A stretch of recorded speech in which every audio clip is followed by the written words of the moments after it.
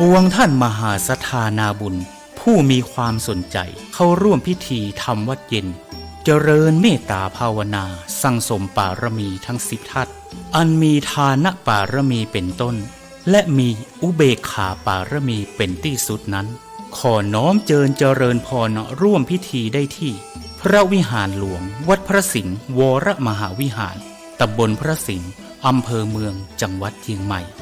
และท่านที่มีจิตเจตจำนงประสงค์ใคร่ร่วมบำเพ็ญมหาทานปารมีถวายกันเทศแด่พระมหาเถระผู้แสดงพระธรรมเทศนาและถวายน้ำปานะแด่พระภิกษุสงฆ์สามเณรนั้นขอน้อมร่วมทำบุญหรือแจ้งความประสงค์ของท่านได้ที่พระเดชพระคุณหลวงพ่อพระเทพสิงหวราจารย์เจ้าอาวาสวัดพระสิงห์วรมหาวิหารโทรศัพท์0818838752หรือที่ท่านพระครูปริยัติกิจจาภิวัตรผู้ช่วยเจ้าอาวาสวัดพระสิงห์วรมหาวิหารโทรศัพท์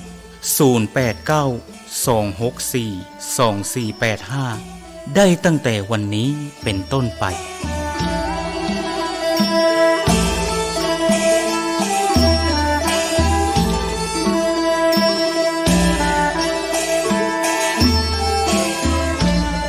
ขอมหาพลานิสงส์อันจะเกิดแต่เนื้อนาบุญอันบริสุทธิ์ของมหาศรัทธาทุกท่านอีกทั้งพระพุทธปารมีแห่งองค์หลวงพ่อพระศรีสันเพชรหรือหลวงพ่อโตที่สถิตสถาพรเป็นองค์พระประธานอยู่ณพระวิหารหลวงวัดพระสิงห์วรมหาวิหารอีกทั้งอานุภาวะแห่งองค์พระพุทธสิหิงค์พระสิงห์หลวงและอำนาจแห่งพระปารมีทั้ง10 ทัศของพระครูบาสลีวิจัยจุงเป็นพลวะปัจจัยอันยิ่งโยชน์นำมาซึ่งความรุ่งโรจน์แห่งดวงจิตพิสุทธิ์น้อมนำทุกท่านฮืออิ่มเอมเอิบอิ่มดำดิ่งสู่วิมุตติธรรมแห่งองค์พระสัมมาสัมพุทธะกอบด้วยทั้งสัพพสันลภากายอันบริสุทธิ์บริบูรณ์ด้วยอายุการอันเป็นทิพย์มีวรรณพิสิทธิ์พันพุทธผ่องใสมีความสุขกายสบายขอความนอบน้อมจงมีแด่พระรัตนตรัยเจ้า3 ประการพระรัตนตรัยองค์ที่1คือพระพุทธเจ้าพระรัตนตรัยองค์ที่2คือพระธรรมเจ้าพระรัตนตรัยองค์ที่3คือพระอริยสังฆเจ้าข้าพระพุทธเจ้าขอเคารพนบนอบกราบไหว้แตบไตรไวสาคุณพระรัตนตรัยเจ้าถึง3 ประการโดยความเคารพสักการะเป็นอย่างยิ่งขอถวายความเคารพพระมหาเถรานุเถระเจ้าคณะพระสังฆาธิการครูบาอาจารย์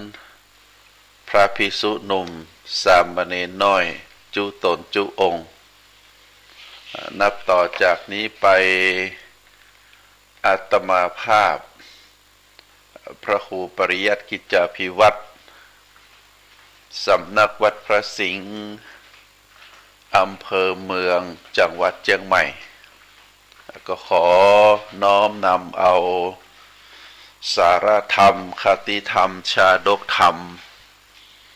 ในต่างพระพุทธศาสนามามอบเป็นธรรมบรรณาการอาหารใจ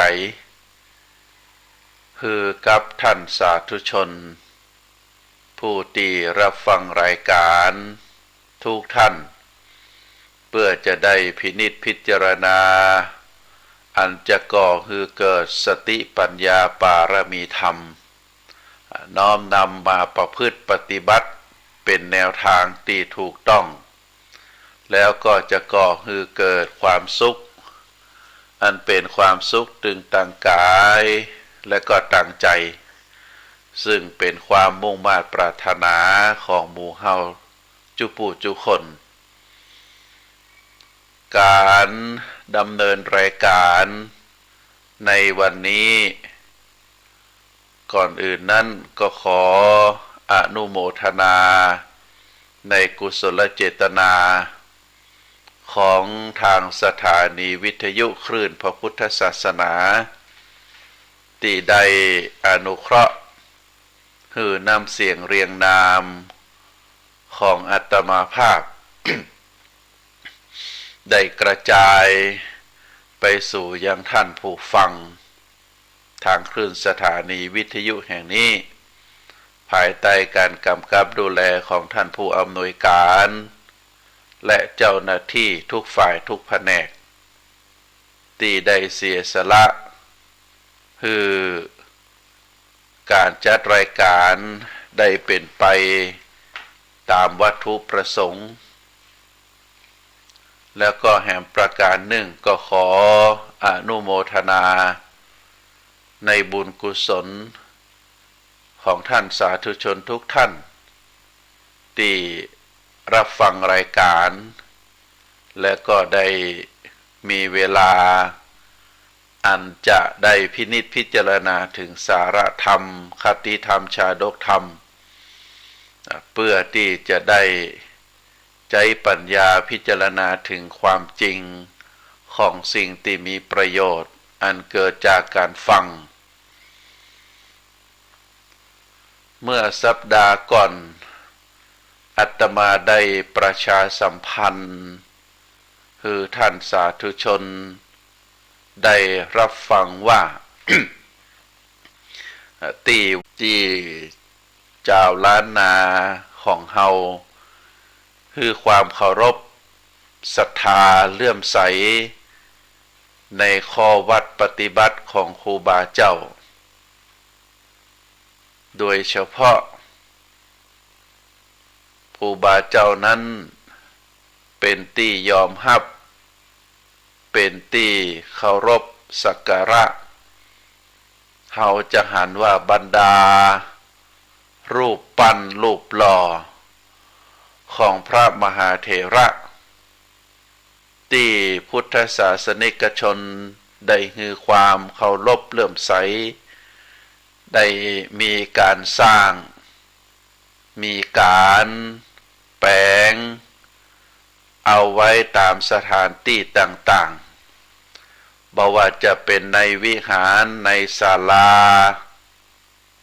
ในสถานที่ที่เฮาเคารพสักการะบูชาก็จะมีรูปปั้นของครูบาเจ้าศรีวิจัยกระจัดกระจายไปทุกหัวละแห่งทุกหัวละแห่งในดินแดนล้านนาแม้แต่ในพิพิธภัณฑ์รูปปั้นพระมหาเถระที่มีการแสดงในภาคต่างๆก็จะมีรูปปั้นครูบาเจ้าศรีวิจัยถือว่าเป็นตัวแทนของพระมหาเถระทางด้านคุณงามความดีของภาคเหนือล้านนาเฮาก็ถือว่าครูบาเจ้านั้นได้นั่งอยู่ในหัวจิตหัวใจรุ่นต่อรุ่นถึงแม้ว่าบางท่าน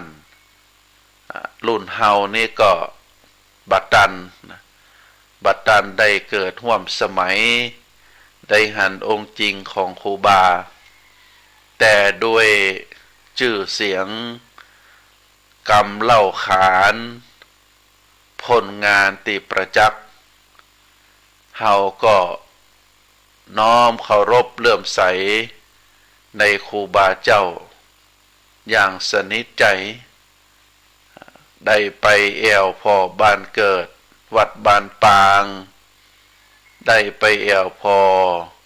พิพิธภัณฑ์หรือได้ไปกราบไหว้สารูปปั้นของท่านที่ท่านเคยอยู่ที่ท่านเคยสร้างบ่ว่าจะเป็นที่วัดพระสิงห์ครูบาเจ้าได้มาเป็นเจ้าอาวาสนั่งนักอยู่นี่เป็นเวลาถึง13 ปีหรือที่วัดสวนดอกแล้วก็สิ่งสำคัญที่คนกราบคนไหว้ก็คือรูปปั้นครูบาอันอยู่ที่ตีนดอยสุเทพก่อนที่จะขึ้นดอยก็จะมีรูปปั้นมีขวงมีลานรูปปั้นครูบา อยู่ข้างวัดศรีโสดาตำบลสุเทพก็ถือว่าเฮาท่านทั้งหลายได้กราบได้ไหว้ได้สักการะบูชาได้น้อมรำลึกถึงคุณงามความดีของครูบาแต่ว่ามีสิ่งหนึ่งที่ต่างวัดพระสิงห์จะได้ร่วมกันทำก็คือการน้อมรำลึกถึงแนวทางการสวดโยโกห้องก็คือการสวดมนต์หรือการเจริญบทที่ต้องการที่จะให้ตัวเองเป็นคนที่มีสมาธิการสวดสรรเสริญคุณพระรัตนตรัยการสรรเสริญบทที่จะก่อให้เกิดความบ่ประมาทการมีสติแล้วก็เป็นการปั้มเปงปารมีก็ตามฮีดหอยที่เฮาได้รับฟังได้รับรู้โดยเฉพาะการสวดกรรมฐานการสวดกรรมฐานที่ครูบาเจ้าเปิ้นสวดก็คือสวดบทกรรมฐานนอกจากบทกรรมฐานแล้วก็จะมีการสวดปารมี10ทัศการสวดปารมี10ทัศก็เป็นการเอาบทธรรมถึง10ประการเราเรียกว่าปารมี10อย่างได้มาสวดปารมี10อย่างคำว่าปารมีหรือบารมีแปลว่าการทำให้เต็มการทำคุณงามความดีถึง10อย่างนี้ให้บริบูรณ์ให้เต็มใจทำเต็มที่ทำให้สมบูรณ์แล้วก็ทำด้วยความเต็มใจเราเรียกว่าเป็นการสร้างปารมีธรรมปารมี10ทัศบทธรรมอันนี้เป็นข้อวัดปฏิบัติของพระโพธิสัตว์พระโพธิสัตว์ทุกพระองค์การบำเพ็ญปารมีเพื่อที่จะบรรลุเป็นพระพุทธเจ้าเพื่อที่จะบรรลุธรรมพระโพธิญาณเป็นพระพุทธเจ้าก็ได้บำเพ็ญปารมี10ทัศถือว่าเป็นคุณสมบัติของพระโพธิสัตว์อย่างสมบูรณ์เพราะฉะนั้นท่านสาธุชนทั้งหลายครูบาเจ้าศรีวิจัยครูบาก็มีความมุ่งมา่ปรารถนาพระโพธิญาณครูบาได้บำเพ็ญปารมีตลอดชีวิตของครูบามีความเสียสละมหันต์แก่ความทุกข์อันเป็นความทุกข์ทางกายแต่ครูบามีความสุขตั้งใจเพราะว่าได้เป็นที่เจริญศรัทธาของศรัทธาประชาชนแล้วก็ครูบาเจ้าตั้น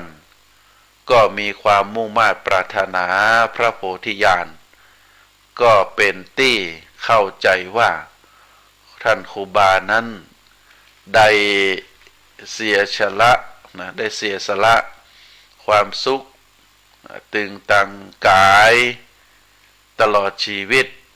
ไปอยู่หั่นอยู่นี่อย่างมาอยู่วัดพระสิงห์ก็บาใจว่าเป็นวัดที่สมบูรณ์ในสมัยนั้นเพราะว่าได้ ได้เรียกว่าได้ผุพังไปเป็นวัดที่บ่มีพระสงฆ์จำพรรษามีเทือกเขาเถาวัลย์ บอกว่าจะเป็นโบสถ์วิหารได้สุดโทรมไปครูบาก็ได้มานั่งนักได้ซ่อมได้แปลงโดยเฉพาะพระวิหารหลวงได้ลื้อวิหารหลังเก่าแล้วก็ได้แปลงหลังใหม่ศรัทธาท่านสาธุชนทั้งหลายทางเฮาได้พินิจพิจารณาถึงความงดงามความใหญ่โตของพระวิหารหลวง เฮาก็จะหันว่าในสมัยตะก่อนนะในสมัยตะก่อนเงินก็หายากสิ่งของต่างหลายถึงแม้ว่าราคาบ่แพงแต่คุณค่าของเงินก็พอๆกันด้วยแรงศรัทธาของประชาชนที่มีต่อครูบาเจ้าครูบาศีลธรรมทุกคนต่างก็มีความมุ่งหวังในส่วนบุญส่วนกุศลก็ได้ร่วมใจกันสร้างวิหารเฮาบ่พอส่วนอื่นโดยเฉพาะเพ่งเฉพาะพระวิหารหลวงของวัดพระสิงห์หรือของวัดสวนดอกหรือของวัดวาอารามต่างๆ ที่ครูบาเจ้าได้ร่วมสร้างเป็นผู้นำในการนั่งนับ แล้วก็ได้ก่อสร้างห้างแปลงเฮาจะหันว่า ผลงานในการก่อสร้างทาวรวัตถุแต่ละที่นั้นมีความงดงามมีความแข็งแรงโดยเฉพาะความงดงามความอ่อนช้อยทางศิลปะบ่ว่าจะเป็นรูปทรงบ่ว่าจะเป็นหน้าบันบ่ว่าจะเป็นโครงสร้างประตูหน้าต่างตลอดถึงจอฟ้าใบละกาปานลมหลังคาทุกสิ่งทุกอย่างมีความอ่อนช้อยมีความงดงามที่มีความอ่อนช้อยมีความงดงามมีความสง่าเพราะเกิดจากแรงศรัทธาที่ได้สละมีความเข้าใจมีความถนัดโดยเฉพาะหลังคาที่เฮาเรียกว่าเป็นไม้ต่างไหมก็ใจไม้บ่มีเล็กเป็นไม้เอาไม้สลักเอาไม้ใส่ให้มั่นคงถาวรอยู่มาได้เป็นเวลาหลาย10 ปีก็ถือว่ามีความถนัดในการก่อสร้างห้างแปลงภายใต้การดูแลเอาใจใส่ของท่านครูบาเจ้าเป็นผลงานที่คนสมัยนั้นได้ฝากศิลปะให้ลูกหลานปัจจุบันได้ชื่นชมด้วยการนำทางด้านจิตวิญญาณของครูบาเจ้า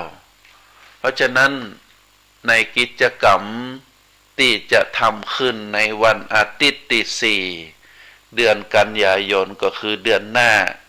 ก็แหมบากี่วันก็จะถึงแล้วเนศรัทธาญาติโยมในวันอาทิตย์ที่4กันยายนขอเชิญท่านทั้งหลายนะเราจะได้มาร่วมกันเป็นการที่จะได้กระทำบำเพ็ญสร้างคุณงามความดีแก่ตัวตนหมู่เฮาตัวแล้วก็ได้ถือว่าเป็นการเจริญรอยตามของหีดหอยที่ครูบาเจ้าได้กระทำบ่ว่าจะเป็นการสวดมนต์กรรมฐานบ่ว่าจะเป็นการสวดปารมี10 ทัศบ่ว่าจะเป็นการหยาดน้ำหมายตาลการได้ฟังเทศน์ก็ถือว่าเป็นการหวนระลึกถึงพระคุณของครูบาเจ้าที่เฮาต่างหลายจะได้ร่วมกันทำในเวลาทุกวันอาทิตย์ต่างวัดพระสิงห์ได้กำหนดไว้เป็นเวลา10 ครั้งท่านผู้ใดที่ได้ร่วมกิจกรรมครบทั้ง10 ครั้งต่างวัดพระสิงห์ก็จะได้พิจารณามอบเกียรติบัตรคือกับท่านนั้นว่าได้เข้าร่วมโครงการยกย่องเชิดชูบูชาครูบาเจ้าศรีวิจัยเพราะฉะนั้นก็ขอโอกาสได้ประชาสัมพันธ์ท่านสาธุชน เราจะได้ร่วมบุญร่วมกุศลอย่างน้อยก็ได้มาเจริญจิตภาวนาได้สวดมนต์ตามฮีดหอยครูบาเจ้าได้ฟังพระธรรมเทศนาก็ให้เกิดสติปัญญาก็ให้เกิดความเลื่อมใสศรัทธาในครูบาเจ้านักยิ่งขึ้นแล้วก็วันอาทิตย์เป็นวันว่างเฮาได้ใจวันเวลาคือเป็นประโยชน์นะวันว่างของเฮาได้มาร่วมจิตร่วมใจกันได้เปล่งวาจาได้สวดมนต์กันก็ถือว่าเป็นสิ่งที่น่าอนุโมทนาเป็นการสั่งสมบุญเป็นการสร้างสมความดีในปัญญาปารมีในศีลปารมีในตานะปารมีในส่วนของธรรมที่เป็นปารมีก็ขอน้อมเจริญพรท่านสาธุชนทุกท่านได้เข้าร่วมกันท่านสาธุชนทั้งหลายธรรมคำสอนขององค์สมเด็จพระสัมมาสัมพุทธเจ้าตามที่เราทราบแล้วว่ามีเป็นจำนวนนักมีเป็นจำนวนถึง84,000 พระธรรมขันธ์ตลอดระยะเวลา45 ปี45 พรรษาที่พระพุทธองค์ได้ทรงแสดงธรรมคือปรากฏแก่พุทธศาสนิกชนครูบาอาจารย์ได้จารึกเป็นตัวอักษรจารึกลงในคัมภีร์ในทางพระพุทธศาสนาที่เราเรียกว่าพระไตรปิฎกเป็นหนังสือ45 เล่มก็ถือว่าเป็นธรรมคำสอนขององค์สมเด็จพระสัมมาสัมพุทธเจ้าถ้าเราได้พิจารณาถึงเนื้อหาสาระธรรมเหล่านั้นว่าธรรมทุกข้อ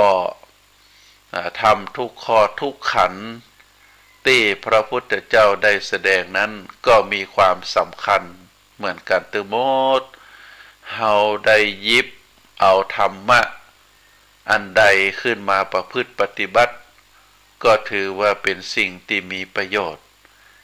แต่ว่าสิ่งหนึ่งที่พระพุทธองค์ได้ตรัสบอกว่า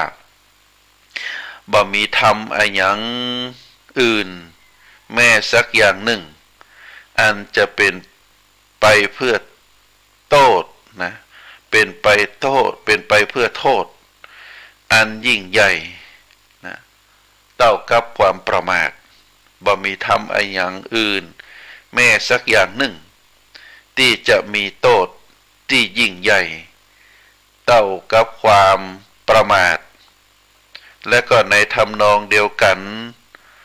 พระพุทธองค์ได้ตรัสว่าบ่มีธรรมอะไรอย่างอื่นสักอย่างที่จะเป็นไปเพื่อประโยชน์อันยิ่งใหญ่เท่ากับความบ่ประมาทธรรมที่มีโทษหนักที่สุดบ่มีธรรมอันอื่นจะเท่าได้ก็คือความประมาท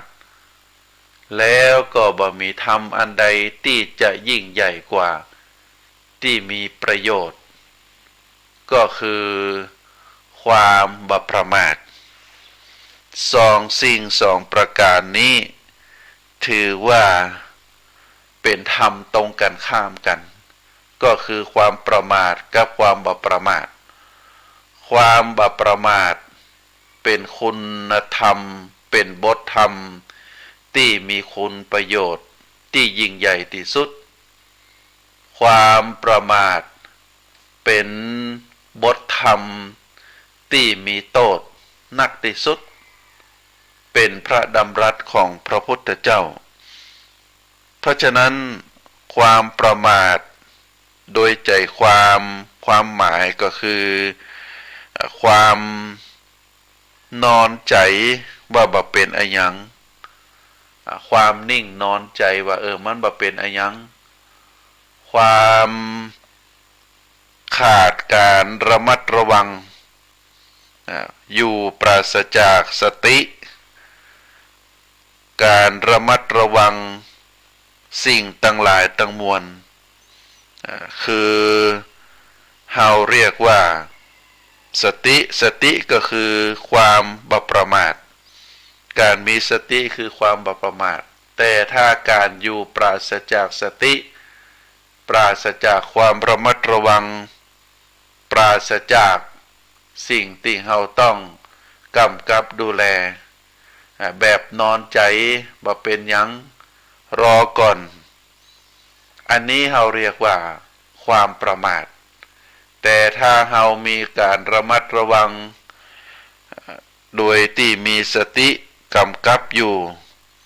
บ่ฮือสิ่งทั้งหลายเกิดขึ้นสิ่งที่บ่ดีทั้งหลายเกิดขึ้นโดยที่ระมัดระวังเปิ้นบอกว่าสตินั้นเปรียบเหมือนกับยามยามที่เฝ้าการเข้าออกยามอยู่ตามบ้านตามทุกติ่งก็จะเดินตรวจดูความเรียบร้อยบ่ฮือสิ่งอันใดความเสียหายเกิดขึ้นอันนี้เป็นความระมัดระวังเปรียบเหมือนกับสติระวัดระวังคนเข้าคนออกเหมือนกับสติที่จะต้องคนใดที่มีสติแล้วก็คอยระมัดระวังอารมณ์เข้าอารมณ์ออกบ่ว่าจะเป็นทางตาหูจมูกลิ้นกายใจอันนี้ถือว่าเป็นความบ่ประมาทในการระมัดระวังการระมัดระวังบ่ฮือเกิดความพลั้งเผลอความตายใจความนอนใจความอยู่แบบสบายเรียกว่าเป็นความประมาทพลาดพลั้งท่านสาธุชนทั้งหลายความบ่ประมาทหมายถึงความระมัดระวังเป็นความหมายที่พระพุทธเจ้าเคยตรัสกับพราหมณ์มานพชื่อว่าอชิตะมานพนั้นเป็นศิษย์ของพราหมณ์ภาวรีพราหมณ์ภาวรีนั้นเป็นเจ้าสำนักมีลูกศิษย์ลูกหานักแต่โดยความเป็นศักดิ์ศรีความเป็นเจ้าสำนักเมื่อทราบว่าพระพุทธเจ้าได้ตรัสรู้ได้ประกาศเป็นพระพุทธเจ้าแล้วก็มีลูกศิษย์ลูกหาไปบวชตัวเป็นจำนวนนักพราหมณ์ภาวรีก็อยากจะรู้เรื่องราวหลายๆเรื่องที่ค้างคาใจก็ได้ผูกปัญหากำถามคือลูกศิษย์จำนวน16 คน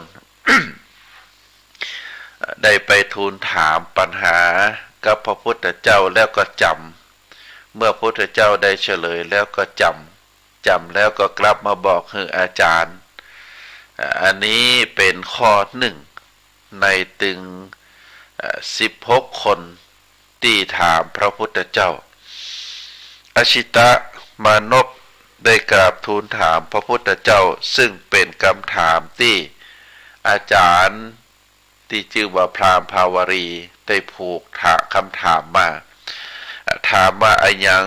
เป็นเครื่องห้ามเป็นเครื่องกั้นความอยากซึ่งเป็นประดุจกระแสน้ำหลั่งไหลไปในอารมณ์ทั้งปวงความอยากนั้นจะละโดยธรรมอะไรยังพระพุทธองค์ได้ตรัสตอบว่าสติเป็นเครื่องห้ามเป็นเครื่องกั้นความอยากความอยากนั้นละได้โดยปัญญาอันนี้เป็นคำตอบของพระพุทธองค์ที่ได้ตรัสตอบแก่อชิตะมานพซึ่งเป็นลูกศิษย์ของพราหมณ์ภาวรีแห่งนัยประการหนึ่งสติหมายถึงการระลึกถึงกิจการพฤติกรรมที่เราเคยทำและก็กรรมที่เราเคยก็ระลึกถึงว่าเราเคยเคยทำจะนี้เหมือนกับที่พระพุทธองค์ได้ตรัสไว้ในนาทากรณธรรมสูตรระลึกได้ว่าเคยไว้จะใดทำไว้จะใดเพราะฉะนั้น ความบัประมาทอาจจะคลุมถึงสติถึงสองอย่างนี้นะหมายถึงสติตึงที่เป็นความระมัดระวังแล้วก็สติหมายถึงความระลึกได้เน้นนักไปถึงความระมัดระวังซึ่งพระพุทธองค์ได้ทรงแสดงเรื่องควรทำความบัประมาทในสี่สถานญาติโยมพระพุทธองค์ได้เน้นย้ำคือเจ้าพุทธของเฮาพุทธบริษัทสี่บ่ควรทำความประมาทในสี่เรื่องสี่สถานประการที่หนึ่งระมัดระวังใจบ่ฮือกำนัดในอารมณ์ที่น่ากำนัดต้องใจสติกำกับดูแลบ่ฮือใจเฮานี้ไปกำนัดในอารมณ์ที่ควรกำนัดระมัดระวังใจบ่ฮือคัดเคืองในอารมณ์ที่น่าคัดเคืองที่น่าโกรธที่น่าโมโหประการที่สามระมัดระวังใจบ่ฮือหลงไหลในอารมณ์ที่น่าหลงไหลแล้วก็ประการที่สี่ก็คือระมัดระวังใจบ่ฮือมัวเมาในอารมณ์ที่น่ามัวเมาเพราะฉะนั้นถึงสิ่งประการนี้เป็นสิ่งที่พระพุทธองค์ได้ตักเตือนเจ้าพุทธของเฮาคือมีความระมัดระวังในเรื่องที่ควรทำความบ่ประมาทสิ่งใดที่เป็นสิ่งน่าอยากน่ากำนัดน่าใคร่ก็คือระมัดระวังใจสิ่งใดที่เป็นสิ่งที่น่าขัดเคืองน่าโกรธน่าโมโหโกธาก็คือระมัดระวังใจบ่คือโกรธไปตามอารมณ์ประการที่สามระมัดระวังใจบ่คือไปหลงในสิ่งที่น่าหลงแล้วก็อันสุดท้ายอันที่สี่ก็คือระมัดระวังใจบ่คือไปมัวเมาในสิ่งที่น่ามัวเมาเป็นคำเตือนที่พระพุทธองค์ได้ตักเตือนให้เจ้าพุทธเฮาได้ระมัดระวังแล้วก็พระพุทธองค์นั้นยังได้ทรงตำหนิความประมาทไว้หลายแห่งหลายประการแล้วก็ได้ทรงสรรเสริญความบ่ประมาทไปเป็นต้นว่าเป็นที่รวมแห่งกุศลธรรมทั้งหลายความบ่ประมาทเป็นที่รวมแห่งกุศลธรรมทั้งหลายความบ่ประมาทเป็นธรรมอันเลิศความบ่ประมาทเป็นธรรมที่ยังพระพุทธศาสนาคือเจริญมั่นคงเพราะฉะนั้นความบ่ประมาทเป็นหนทางแห่งความบ่ตายเป็นทางแห่งพระนิพพานส่วนความประมาทเป็นทางแห่งความตายเป็นทางแห่งความเสื่อมเป็นทางแห่งการเข้าสู่อบายเป็นทางแห่งการทำลายคุณงามความดีทั้งปวงความบ่ประมาทจึงได้ชื่อว่าอมตะบทก็คือเป็นทางที่ถึงพระนิพพานคนใดที่ยังประมาทเปิ้นก็บอกว่าพระพุทธองค์ตรัสบอกว่าคนที่ประมาทอยู่ตราบใดที่ยังประมาทอยู่บุคคลนั้นก็ยังต้องเวียนว่ายตายเกิดอยู่ในสังสารวัฏความประมาทจึงเป็นหนทางแห่งความตายบัณฑิตที่หู้ความแตกต่างทำถึงสองอย่างนี้ย่อมพอใจในความบ่ประมาทคนหู้คนฉลาด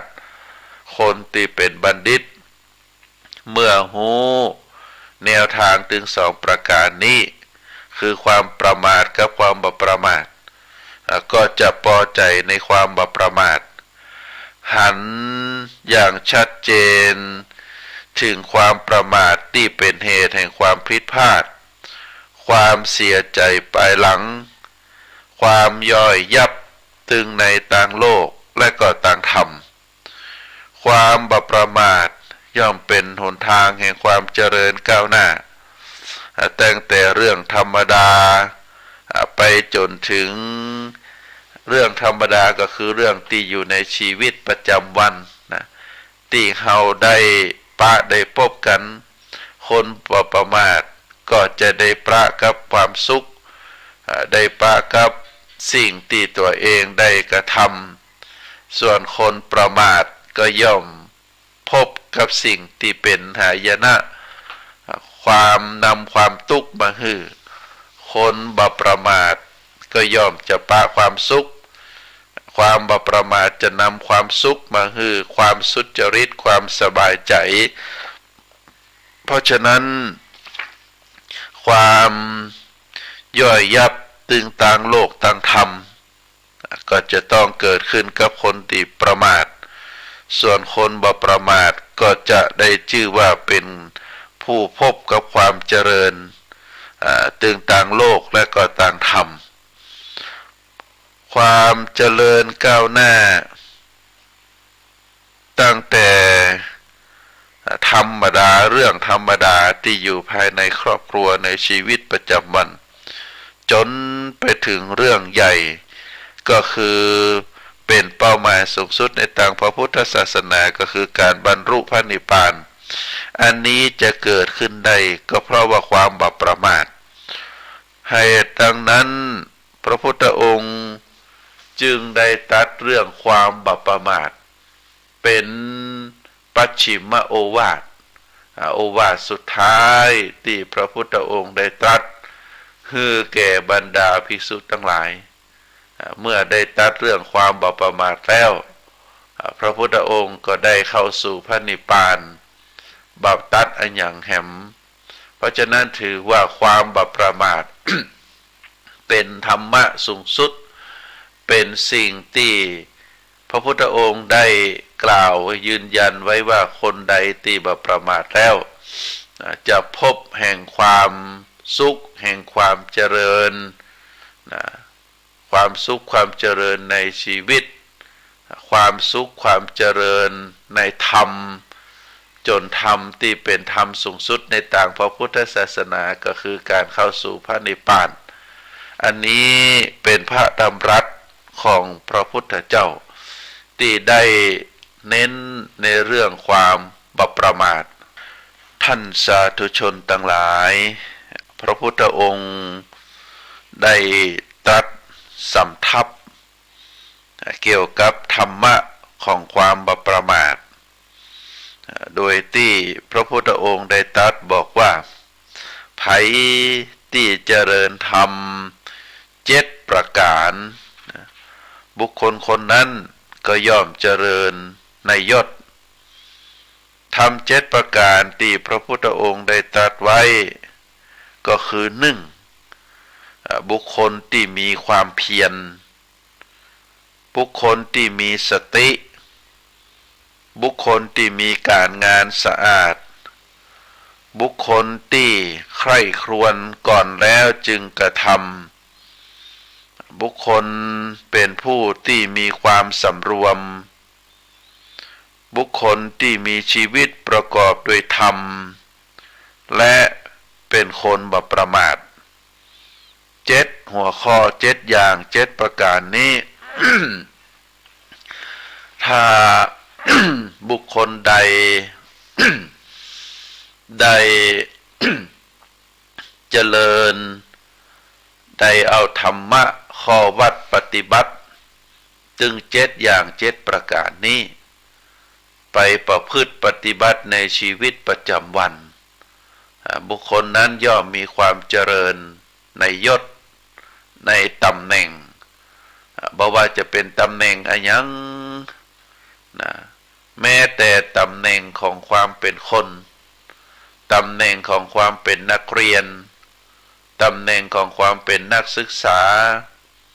ตำแหน่งของความเป็นผู้นำครอบครัวผู้นำชุมชนหรือแม้แต่ ตำแหน่งของผู้นำระดับประเทศ การประพฤติปฏิบัติธรรมนั้นสิ่งหนึ่ง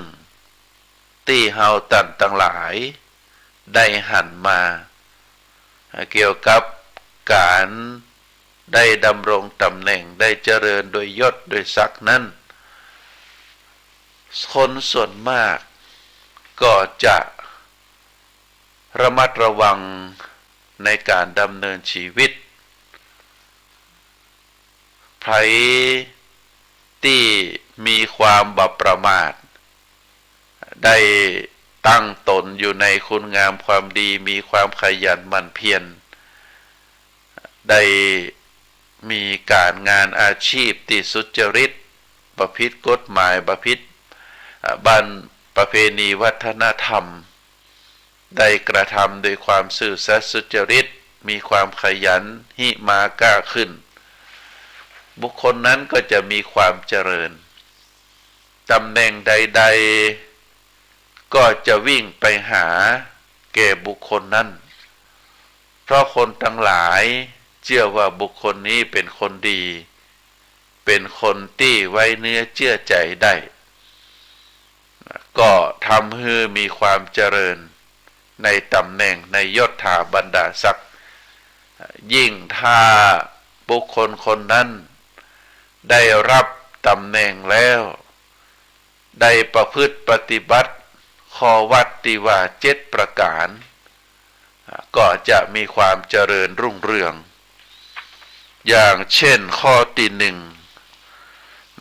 มีความเพียรก็คือเป็นคนขยันบ่เป็นคนเกียจคร้านก็บ่ได้ย่อท้อโดยอุปสรรคการงานใดๆในการประกอบคุณงามความดีความกล้าในการประกอบกิจการอันชอบไปด้วยกฎหมายอันชอบไปด้วยศีลธรรมชอบโดยคุณงามความดีมีความบักบั่น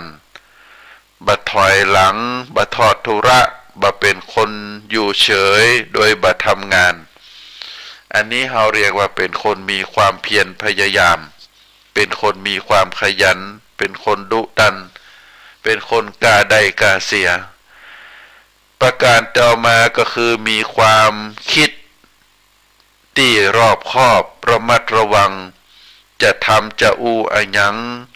ก็คิดโดยรอบคอบระวังเก่งความผิดเพราะความพลาดบางอย่างต้องใช้เวลาแก้ไขเมินจึงจะกลับคืนสู่สภาพเดิมได้การงานสะอาดก็คือเป็นการกระทำประกอบการงานทุกอย่างโดยความซื่อสัตย์สุจริตเว้นงานที่ทุจริตผิดกฎหมายแล้วก็ผิดศีลธรรมอันนี้เป็นเรื่องสำคัญในปัจจุบันการประกอบอาชีพการงานที่สะอาดประพฤติกฎหมายข่าวในจังหวัดเชียงใหม่อำเภอเมืองของเฮาได้มีการจับกลุ่ม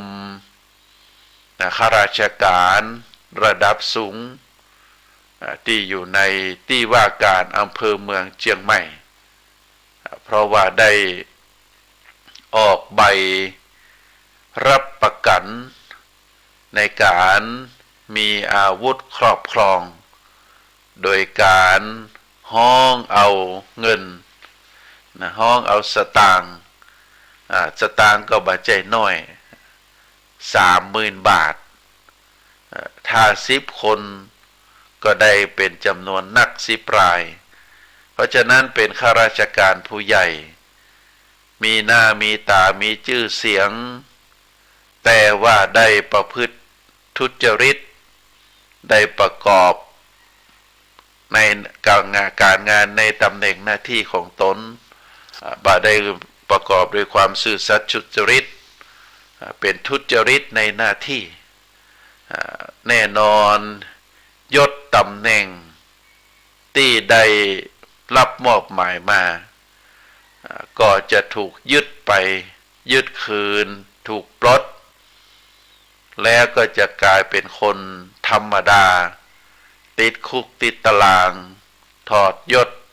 ปลดตำแหน่งอันนี้เรียกว่าเป็นคนมีการงานบาสะอาดเพราะฉะนั้นคนที่ฉลาด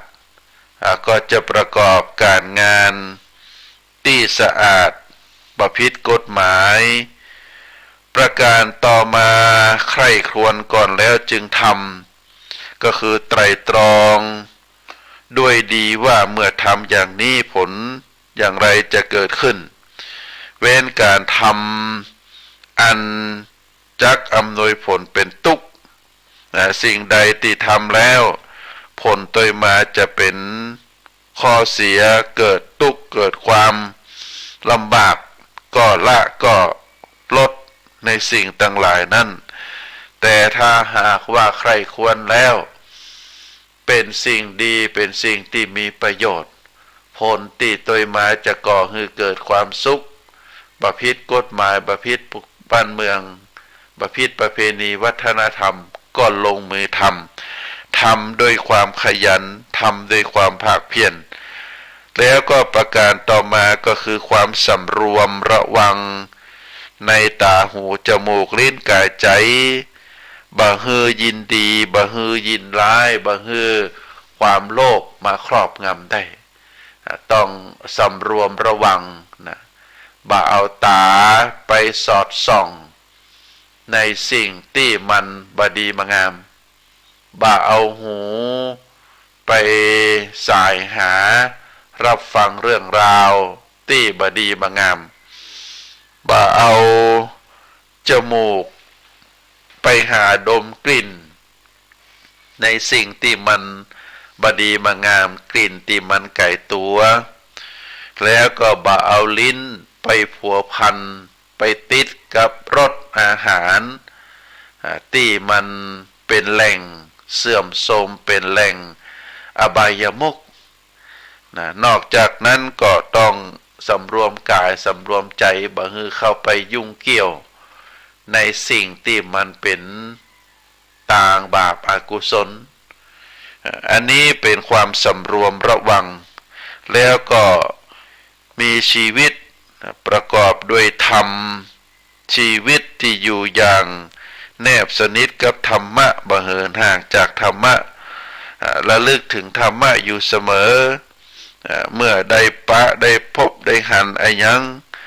ก็นำเข้าไปหาสู่ธรรมะเทียบกับธรรมะแล้วก็น้อมธรรมะนั้นเข้ามาใส่ตนอันนี้เราเรียกว่าเป็นชีวิตอันประกอบด้วยธรรมะความบประมาทก็ตามที่ได้บอกแล้วคือระมัดระวังสิ่งที่บดีบงามคือละความชั่วคือละความหลงคือละความมัวเมาระมัดระวังใจบ่ให้เข้าไปเกี่ยวข้องเหล่านั้นส่วนสิ่งใดที่เป็นสิ่งดีสิ่งงามที่เราได้ทำไว้ก็หวนลำลึกถึงแล้วก็ยังคงสิ่งต่างหลายที่เคยกระทำก็ทำให้นักยิ่งขึ้น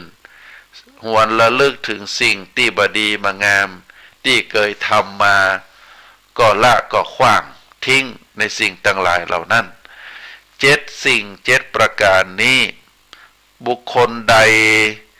ที่เจริญโดยธรรมบุคคลนั้นก็ย่อมจะมีความเจริญรุ่งเรือง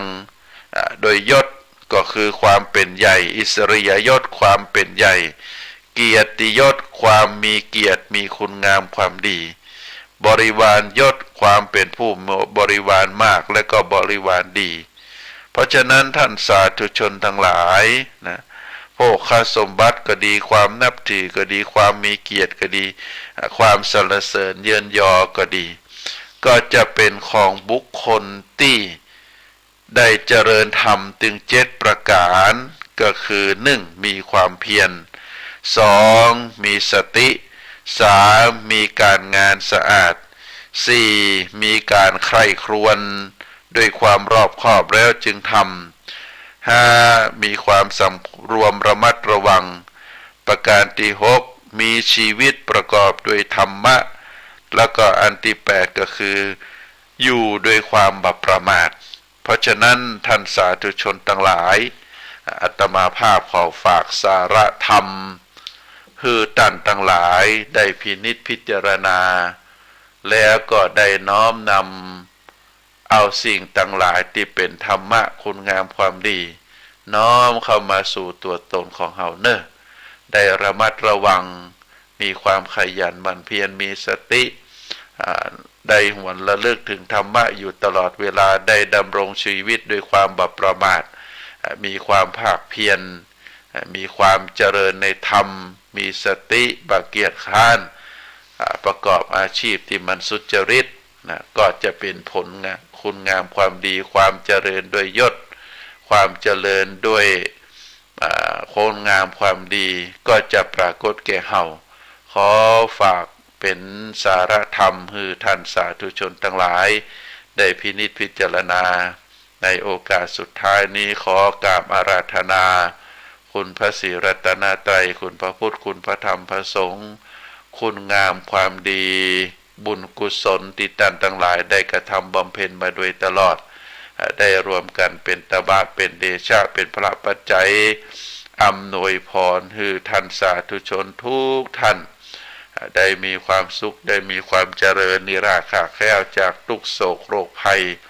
พยันตรายทั้งหลายทั้งมวลจงเจริญโดยจตุรพิธพรชัยมีอายุวันนะสุขภละปฏิภาณธนสารธรรมสารสมบัติรุ่งเรืองโดยลาภยศสุขสรรเสริญจงทุกประการเทินขอเจริญพร